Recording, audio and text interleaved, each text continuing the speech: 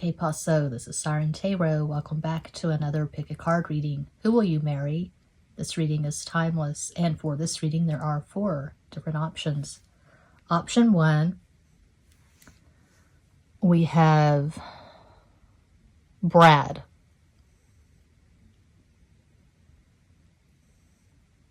And it doesn't matter if you're a man asking about a woman. This is just a marker.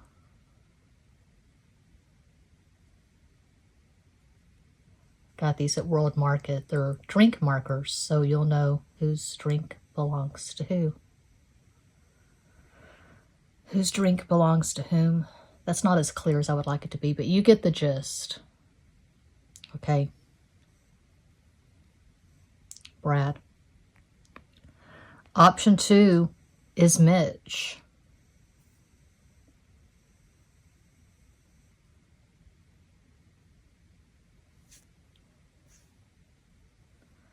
Option 3 is Cody.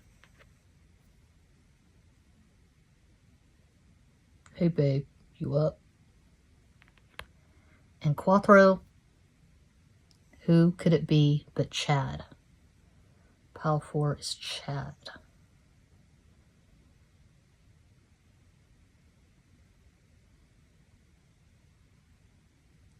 Babe, meet me at Applebee's. As always, timestamps will be provided. Don't overthink it. Just let your intuition be your guide. Make your selection.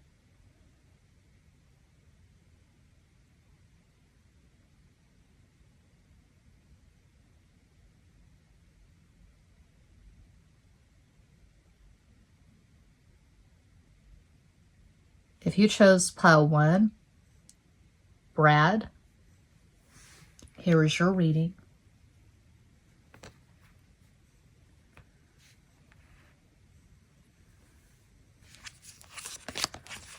We have 4 of Cups, the Moon, and 5 of Pentacles. That's interesting. So we start with my 2 least favorite cards in the Minor Arcana. Years ago, I talked about the 4 of Cups and the 5 of Pentacles a lot in pick a card readings. I've not really talked about them that much lately. But I'll try to be as positive as possible. I don't want to be negative. I don't want to get on a soapbox about the 4 of Cups and the 5 of Pentacles. Okay.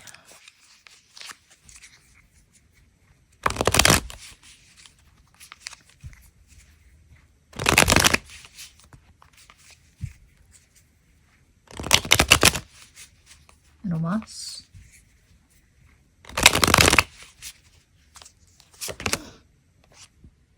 Also, the most positive card in the deck, Sun, Cinco de Copas, 5 of Cups,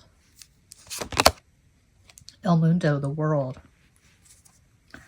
Okay, for most of you, this may or may not be your first marriage, but I get the sense from these cards so far that you're going to marry someone who has been married at least once before. This will be their second, maybe third marriage.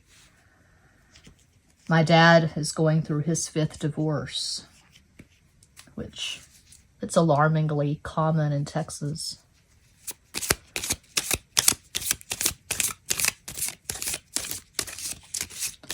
My great uncle, Uncle Buzz, the rodeo clown, the alcoholic rodeo clown, he was married and divorced 5 or 6 times, I think. He was an Aquarian. But this person has definitely had their heart broken. They've suffered tremendous loss. This person is probably melancholy. Now, in case you haven't noticed, what sets me apart from a lot of the other tarot channels is that I don't sugarcoat I am a realist because I am 50 years old. I'm someone who's had numerous relationships. I've been married and divorced twice. So I don't put the Disney rose-colored spin on my cards. Queen of Swords. No marriage is going to be perfect. That should go without saying. No marriage is going to be a fairy tale. And we have the Three of Swords. And we have the Nine of Pentacles. So keeping it real, always. This relationship could start off third party. When you and this person start talking, they could be with someone else. You could be with someone else. They could be going through a divorce. You could be going through a divorce. It happens. It's common. So there could be a lot of sadness, a lot of wistfulness in the beginning because you're separated, because it's complicated. They're in Ohio. You're in California. They're going through a divorce, whatever. It's going to start off bumpy. It's not going to be, you meet Brad on Tinder, you meet at Applebee's, you have an amazing date, it's love at first sight over frozen margaritas and wings, and then you have blissed out, blissful 5D sex, and then you get married 6 months later. No. You will probably know this person for 2 to 3 years before you get married or engaged. This is prolonged. So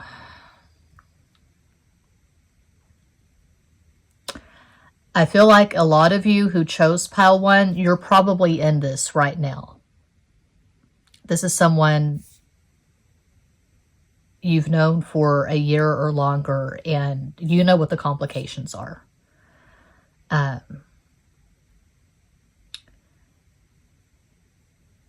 When you finally do get married, because this is about who are you going to marry, who will you marry,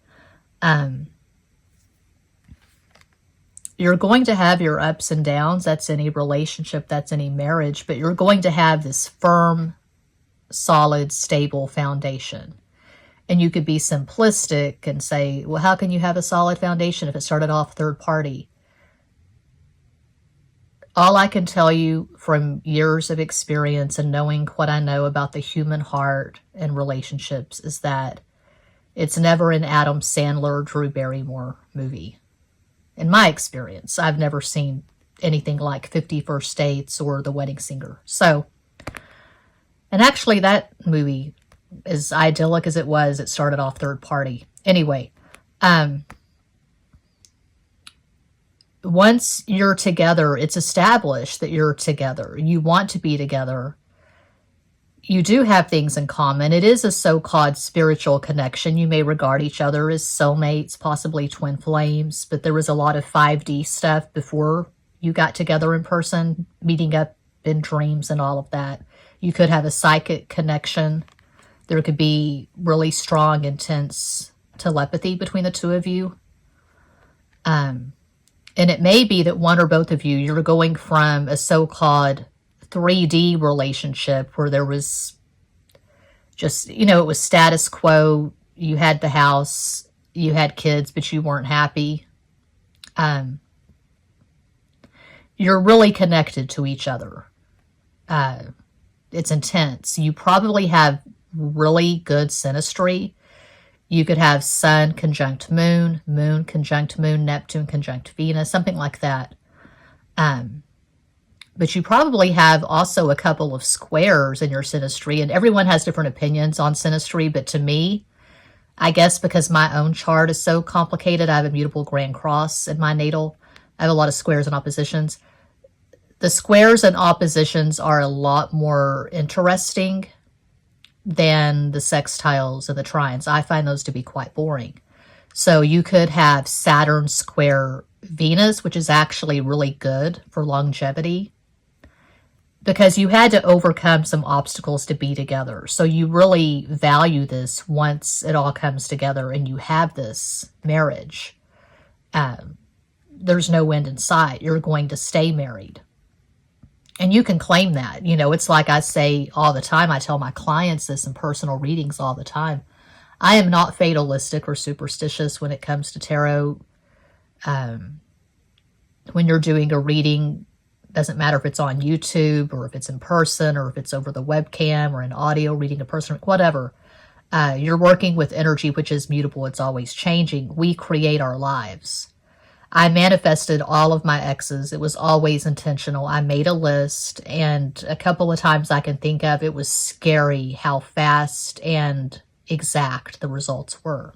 So, manifestation is real, law of attraction is real, law of assumption is real. You have to be conscious of your energy, what you're putting out, what you're allowing in. You have to be intentional. What do you want to find in a future spouse? What are the qualities you desire?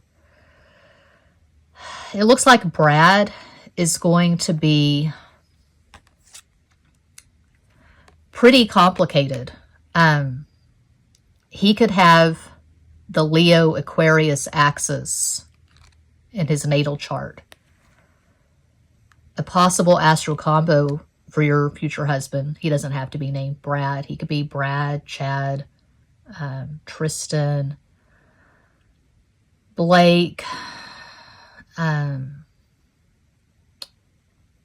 don't know. I can't think of names right now. But a possible astral combo for your future husband or wife could be Sun in Aquarius, Leo rising, Moon in Pisces. And they could have at least one planet, one placement in Taurus. The world is the fixed modality. That's Scorpio, Taurus, Aquarius, Leo. There's not going to be a lot of money, at least not at first. I do see financial difficulty. I do see struggle. I see stress regarding money. And you're going to be together a lot. You're going to be tight.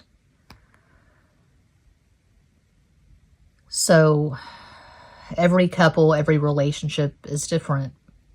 Some people require more togetherness than others. Some people like to take trips with their friends and don't take all their trips together. I'm thinking of my dad and his, I guess, soon-to-be 5th ex-wife. She was always taking trips with her friends to Mexico and wherever.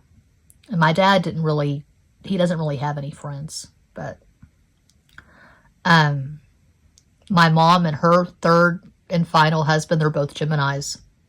They are always, always together. When they're not together, they're talking on the phone. So I see the two of you being together a lot. You could start a business together. I don't feel like you're going to have children together. I feel like for most of you, this is a later in life marriage. 40s, 50s, or older, maybe. Maybe you have children from previous relationships, but I don't really see you having kids together. I see you building an empire together, and it's going to be rough at first. Eventually there will be reward, but it's not going to be success out the gate.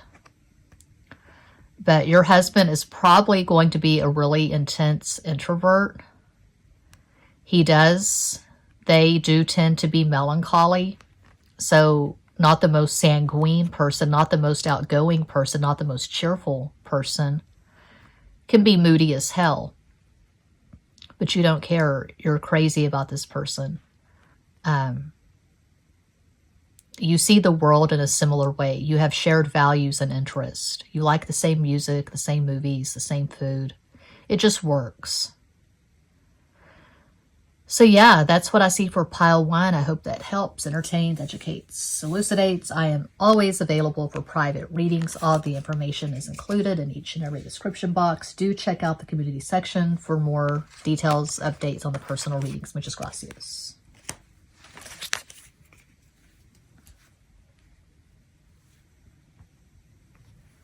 And if you chose pile 2, Mitch, babe, let's have sex on the beach. That never seemed appealing to me, having sex on the beach. It's so sandy. Who are you going to marry? Here's your reading. Okay. The Hierophant. 5 of Wands. 8 of Cups.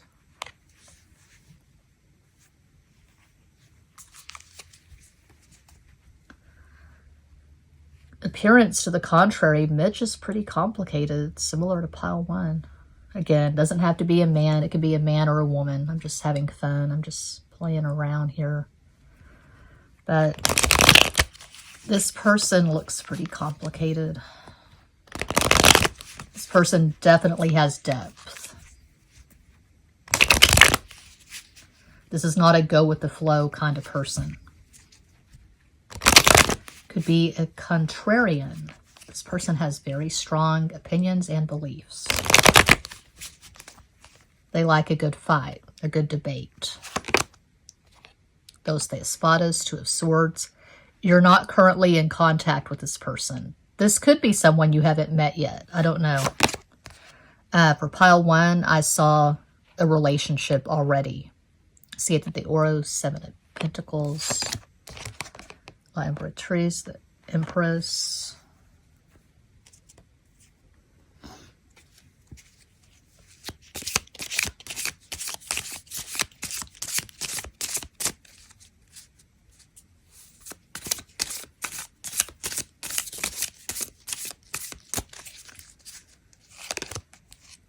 King of Pentacles. 6 of Swords.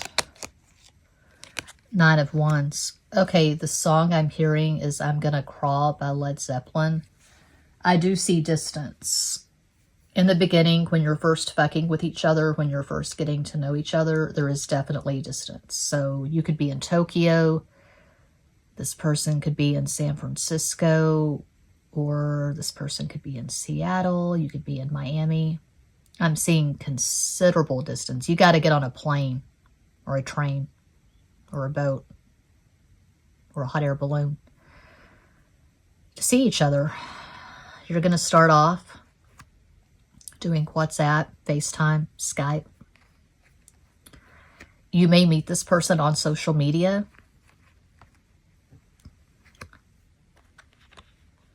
You may or may not know this person. If you do know this person right now, it's not started. You've not really had in-depth conversations. You're not in each other's phones yet. If this is someone you're talking to now, it's very minimal. The occasional comment, maybe a very light flirtation on Instagram, something like that. Okay, so this person has strong Taurus in their natal chart. A possible astro combo for your future spouse. They could have Sun in Taurus, Gemini rising, Moon in Scorpio. One possibility of many. This person is definitely going to put you on a pedestal. You could have a child or children together, or it could be a blended marriage. But I feel like, unlike pile 1, it could be a first marriage for both of you. Could be. It could be a first marriage. Or maybe a second marriage. Maybe you're in your late 20s, early to mid 30s. I feel like this person had a very traditional, conservative upbringing. They were probably brought up in the church. I'm seeing the Catholic Church, but it could be any kind of church, any denomination. Strict parents. This person had a lot of structure, definite rules. There were definite expectations. They were expected to make decent grades. This person probably went to college and got at least 1 degree. I'm seeing a business degree, but it could be anything. This person is really good at communicating, but they're not flaky. They're not necessarily extroverted in their communication. They're not going to just talk to anyone at any point. They're very careful with their energy. They could be an extrovert, but they're purposeful in their communication. When they're talking to you, and you have their undivided attention. They like deep conversations. This person's not shallow. This person's not superficial. This person has above average intelligence. So they're purposeful and intelligent in their communication. If this person has Sun in Taurus, they probably have Mercury in Gemini. I feel like there's at least one strong opposition in your synastry, like Sun opposite Moon, Moon opposite Moon. It's exciting. Mars opposite Venus, really strong sexual attraction.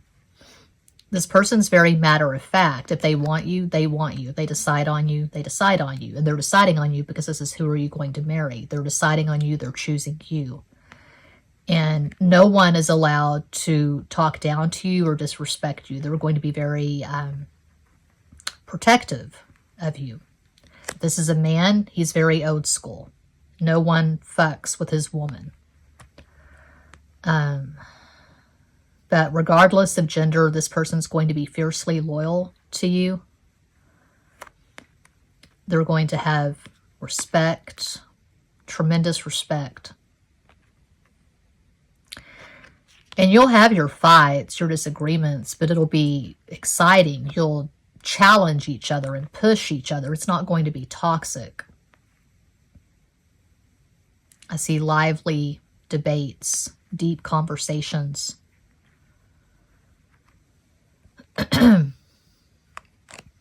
And when you first start talking to this person, you're going to think they are not interested, because this person is not going to just lay it on thick. They're not going to just flatter the hell out of you. They're not going to come on strong because they're not manipulative. They're not a player. Again, very purposeful and intentional in their communication. So when they start engaging you in conversation, it's a compliment because they deem you as their equal. You're on the same level. You're on the same playing field. You're their intellectual equal, maybe superior. Maybe they feel slightly inferior to you intellectually. I don't know, but they definitely have you on a pedestal. They think the world of you. They've never known anyone like you. And it's not just your beauty. It's not just your looks. That's obvious. Probably a lot of people find you attractive. They love the way you communicate. They love the way you express yourself.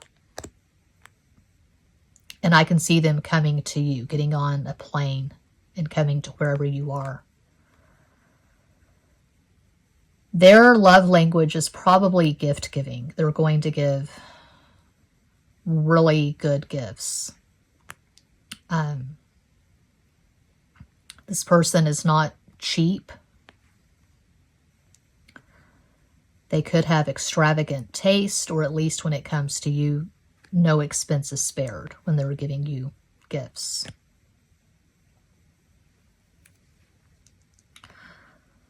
So yeah, that's what I see for pile 2. I hope that helps. I'm always available for private readings. Check out the information in each description box and the community section for updates. Muchas gracias.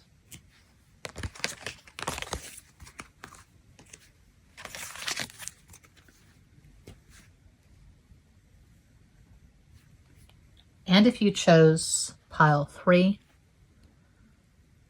it's Cody. Keto, baby. Keto. Who will you marry? Mother of Wands. 8 of Swords. The Devil.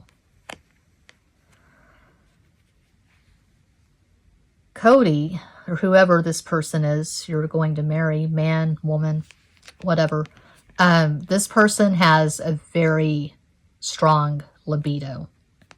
I'm seeing sexual marathons. This person has a lust for life, shall we say.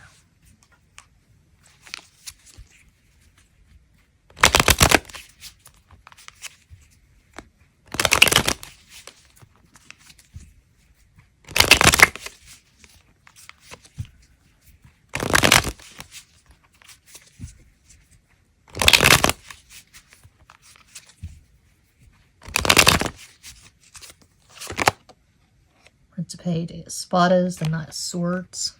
Could be an age gap. They could be a few years older than you. Ocho de Oros, Eight of Pentacles. You're probably going to move in together before you get married. Las Amantes, Los Enamorados, the Lovers. The song I'm hearing is Sign Your Name Across My Heart. Terrence Trent D'Arby. So you could start as friends, and at some point this person catches feelings in a big way.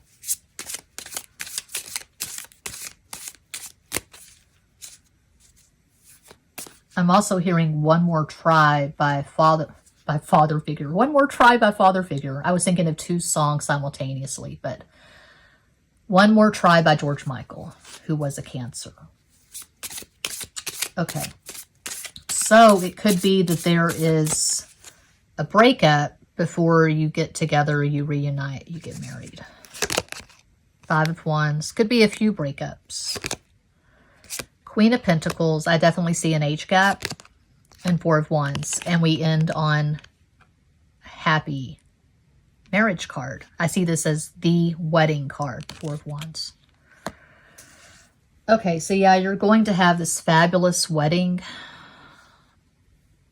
I'm seeing a destination wedding, get married in Fiji, but I'm seeing the beach, sunset. But regardless, you and your spouse are going to travel a lot. You could be one of those couples that you build your life around traveling, vlogging, doing the travel vlogs. You're just showing yourself. You're showing your life on YouTube. Oh, here we are in Cabo. Here we are in Todos Santos. Here we are in Fiji. Here we are in Jamaica, whatever. I'm getting strong Sagittarius vibes. So this person, the person you marry, they could have Sun in Sagittarius, Libra rising, Moon in Aries. They probably have a lot of fire in their chart. You could have Sun in Capricorn, Gemini rising, Moon in Aries, just a possibility. But excellent synastry. You make this person laugh. You obviously turn this person on.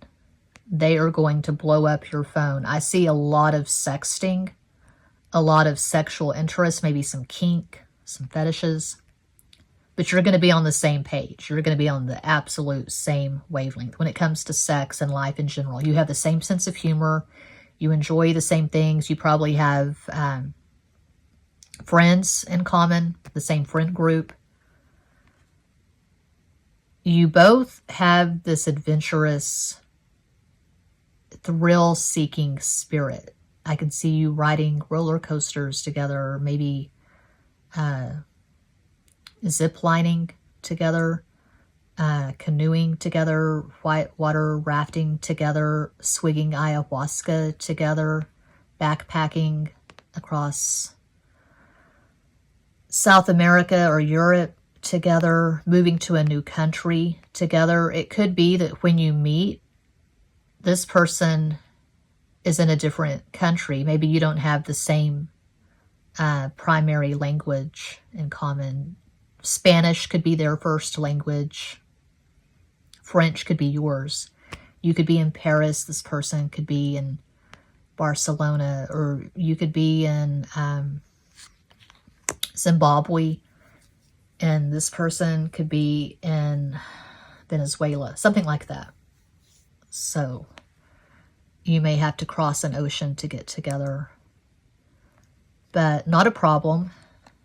Similar to pile 2, this person will come to wherever you are, and they will bring you flowers or lollipops, some damn thing. And this person's very warm, very demonstrative, very affectionate. They're going to envelop you in a big bear hug. They're going to hold you so tight. Takes your breath away. Deep, sensual kisses. Good, lusty, satisfying sex. You're not going to have any problems sexually. You could have Mars conjunct Venus, Mars opposite Venus, Mars square Venus, my opinion, from years of experience, research. Those are the hottest aspects for Mars, Venus. The trine, mediocre. Sextile, mediocre. But when it comes to Mars, Venus, ideally, you want the conjunction, opposition, square. Tide orb 5 degrees or less, that's the ideal. I do see your future spouse having dark hair and maybe being a darker ethnicity, having darker skin. You could be different ethnicities. And this is random. I don't usually focus on physical appearance. I don't. But I can see you having olive skin, hazel eyes, and dark hair. I can see your spouse having darker skin, dark brown eyes, and dark brown or black hair. And this person's going to call you baby. And you're going to love it. That's a personal preference of mine. I think baby is better than babe. They're going to use terms of endearment with you. They're going to have a special name for you almost immediately. I'm seeing Days of Our Lives in the 80s. Steve, Patch, and Kayla. I remember Patch calling Kayla sweetness. I thought that was so hot. Bo called Hope fancy face. This person's going to love your looks, but they love the Hodan package. They have tremendous respect and lust and love for you. This person's spontaneous. They're always up for an adventure. Did I call out a possible astro combo? I think I did. I called out possible astro combos. Yeah. I can see you having a house full of kids, a house full of animals. Maybe you'll have goats. Maybe you'll have a farm, a ranch. Maybe you'll have a horse ranch. Maybe you'll breed horses. I see you being wealthy. I see you having at least one house. Maybe you have 2 or 3 houses and you collect vehicles. This person drives a pickup truck and a sports car. And you could have a BMW or Mercedes. I don't know, but I see money and I see adventure and I see great sex for pile 3. That's what I have. I hope that helps. I'm always available for personal readings. Check out the description box and the community section for updates. Muchas gracias.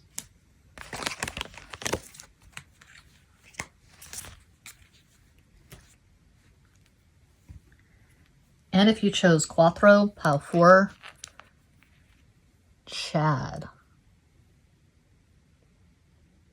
Would you consider a threesome, babe?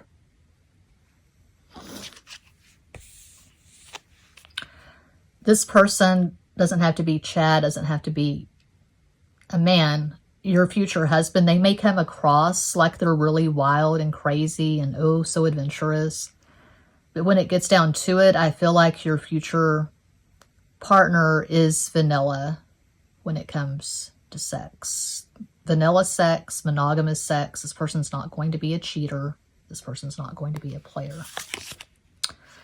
The Chariot, traditional values, conservative, 6 of Pentacles, 3 of Swords. That's funny, I say all of that and then 3 of Swords comes out. But it doesn't always mean third party or cheating. It could be that your future husband or wife, they were a product of a broken home, which is all too common, especially in the United States. Maybe they saw their dad cheating on their mom or vice versa, and they decided at an early age, that's not going to be my story. I'm going to have a happy home. I'm going to have a happy marriage. I'm not going to break my wife's, my husband's heart.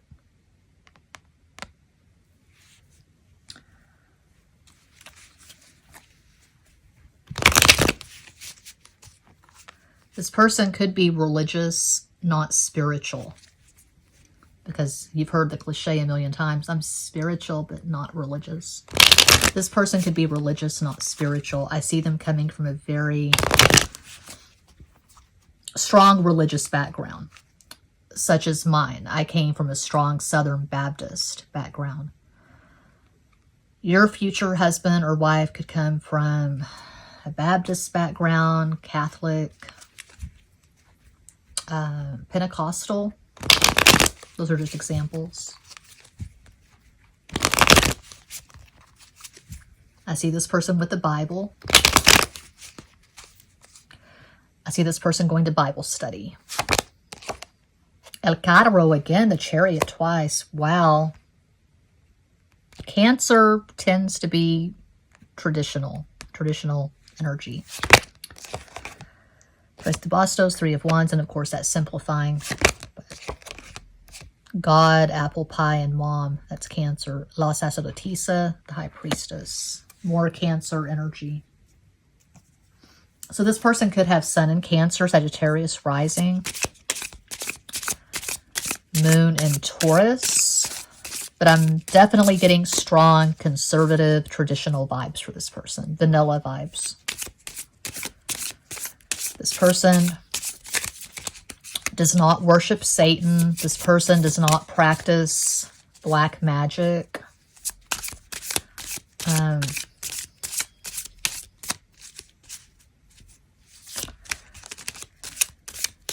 Their taste tend to be pretty bland and pedestrian. They would probably be more than happy to eat dinner at Cracker Barrel for the rest of their life. Ten of Wands.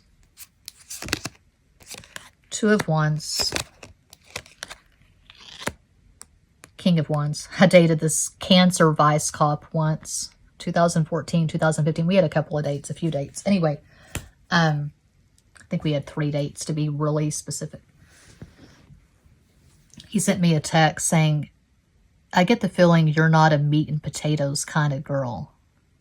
What the hell do you mean by that?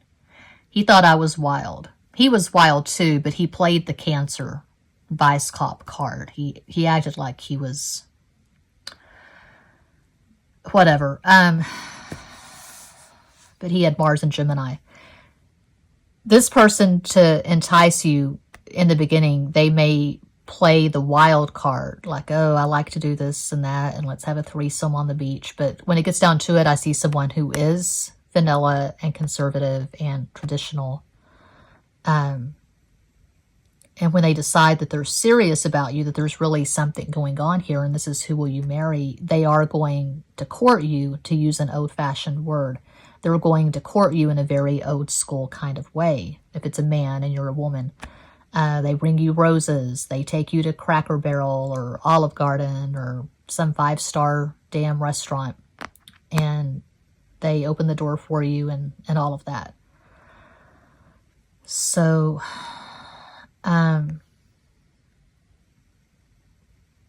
this person likes to fly under the radar.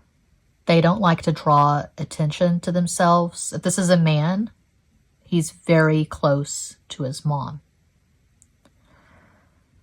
If this is a woman, she's just close to her family, period. She knows her grandmother's birthday and favorite color and favorite food and all that. She remembers birthdays and anniversaries. So to use MBTI terms, I don't know that much about MBTI. I know a little bit, but this person could be an ISFJ. ISFJ, maybe ESFJ. But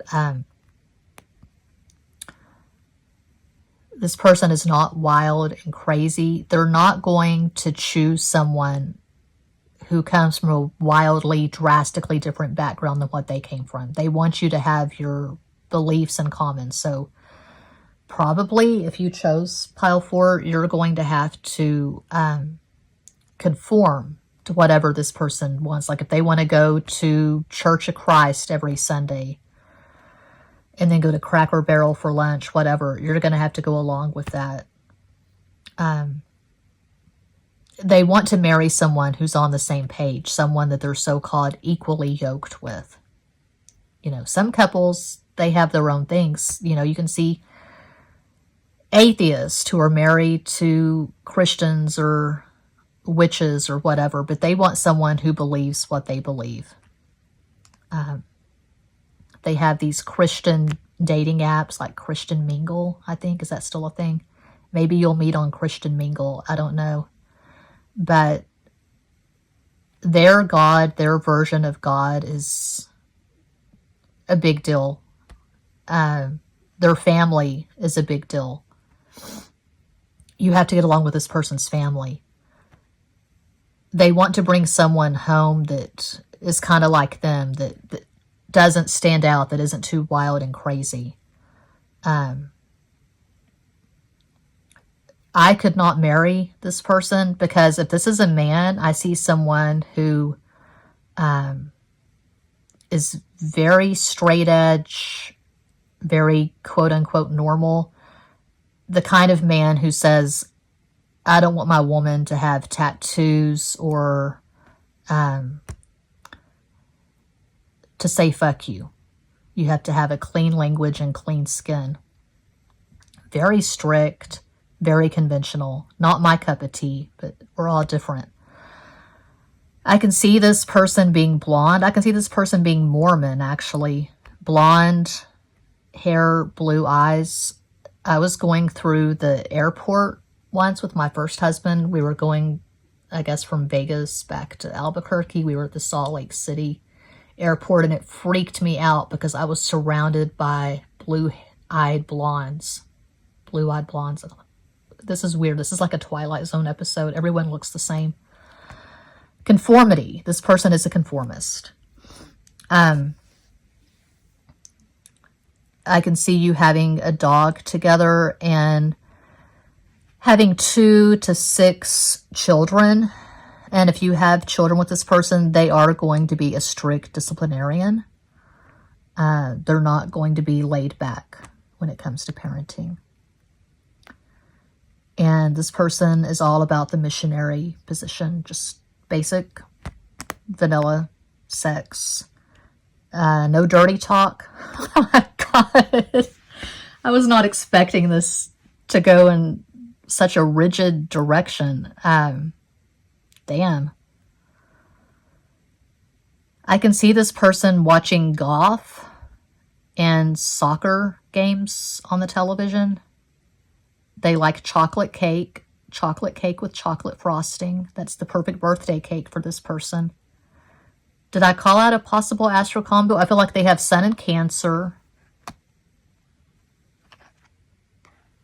Sagittarius rising, which makes no sense. Sagittarius energy is not conformist at all, but a lot of this is their upbringing, obviously. So Sun in Cancer, Sagittarius rising, and they could have Moon in Gemini, which also doesn't make much sense. But this person was very repressed when they were younger. And they're living the kind of life that they believe is acceptable. They were taught this is how you live life, and that's acceptable to them. You conform. You don't rock the boat. You don't deviate from the path that was laid out for you by your parents, by your family. They probably stay in the town of their birth until the day they die, or they don't wander far from where they were brought up. They stay in the same vicinity as where they were born and brought up. So, born in Fort Worth, died in Dallas. Something like that. Okay. And I'm seeing a T name, although we have Chad. Maybe your future husband's name is Tyler Green or Chad Thibodeau. If this person is in the United States, I can see them being in the Bible Belt, the Midwest, or the Deep South, or Texas. Texas is not the Deep South, it's the Southwest, but Texas, the Bible Belt, Midwest, Deep South. I don't see this person being in Arizona or California or New York. Okay. They're not going to go to a nude beach. If they go to the lake, they're not going to drink beer. They're not going to get drunk at the lake. And they're going to wear a lot of sunscreen. So that's what I see for pile 4. That does conclude this pick a card reading. Thank you all so much for watching, liking, commenting, subscribing, and sharing. Sending you all massive love and light from Texas. East Texas, to be specific. Bye con Dios. Bye.